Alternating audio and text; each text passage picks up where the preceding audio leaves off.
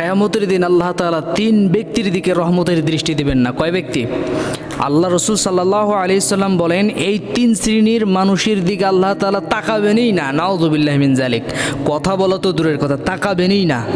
কত বড় কঠোর কথা আল্লাহ তাআলা বলেছেন। তাদের দিকে তাকাবেন না, কথা বলবেন না, রহমতের দৃষ্টিও দিবেন না। এদের মধ্যে এক শ্রেণীর মানুষ হলো, নবীজি সাল্লাল্লাহু আলাইহি সাল্লাম বলেছেন, মা আসফালা মিনাল কাবাইনি মিনাল ইযারি ফিন্নার। যেই সমস্ত পুরুষেরা তাদের পায়জামা, লুঙ্গি, প্যান্ট ইত্যাদি এগুলো হীরা বা টাকনুর নিচে পরিধান করে, এরকম মানুষ আমাদের সমাজে আছে না? নেই ভাই, প্রিয় ভাইরা? আছে, বহু আছে। যুবক ছেলেপেলে যারা আছেন মনোযোগ দেন, যারা তাদের প্যান্টগুলো পায়ের গিরালির নিচ পর্যন্ত পরবে, ওই অংশগুলো আল্লাহ তাআলা জাহান্নামে দেবেন। নাউযুবিল্লাহি মিন যালিক। অথচ আল্লাহ তাদের দিকে রহমতের দৃষ্টিও দেবেন না। এই সমস্ত মানুষ আমাদের মাঝে আসতে না? নেই?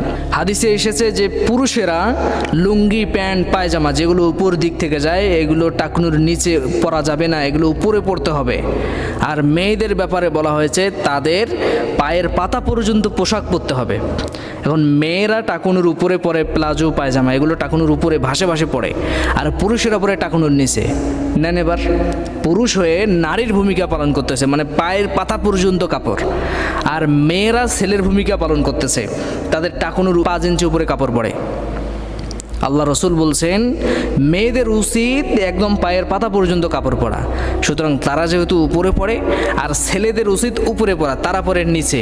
সুতরাং মেয়েরা হয়ে গেছে ছেলে, আর ছেলেরা হয়ে গেছে মেয়ে। নাউযুবিল্লাহি মিন যালিক।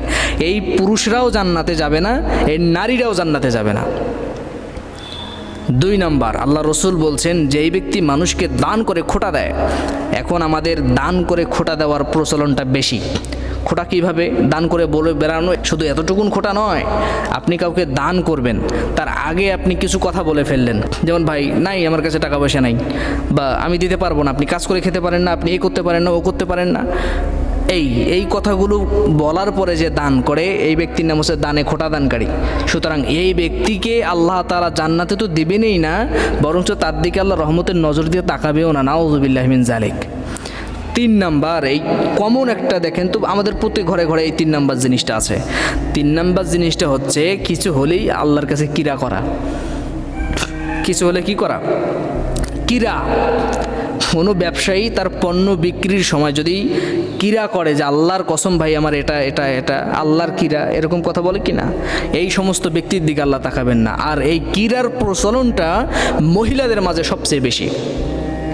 কোনো কিছু যদি হয় তাহলে বলে যে চলেন মসজিদ ঘরে যাই, কোরআনের উপরে হাত রেখে কিরা করব, বাচ্চার মাথায় হাত রেখে, স্বামীর মাথায় হাত রেখে, বাবার মাথায় হাত রেখে, মায়ের মাথায় হাত রেখে, এরকম আছে কি না? মসজিদ ঘরে এসে এরকম আছে কি না? এই সমস্ত কিরা যারা করে, এই সমস্ত নারীদেরকে আল্লাহ বিনা হিসাবে, বিনা বিচারে জাহান্নামে দেবেন।